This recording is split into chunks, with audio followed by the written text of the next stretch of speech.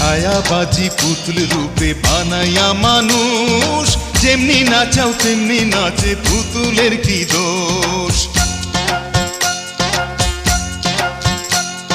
ছায়াবাজি পুতুল রূপে বানাইয়া মানুষ, যেমনি নাচাও তেমনি নাচে, পুতুলের কি দোষ। যেমনি নাচাও তেমনি নাচে, যেমনি নাচাও তেমনি নাচে, তুমি খাওয়াইলে আমি খাই মৌলা, তুমি খাওয়াইলে আমি খাই। এই যে দুনিয়া,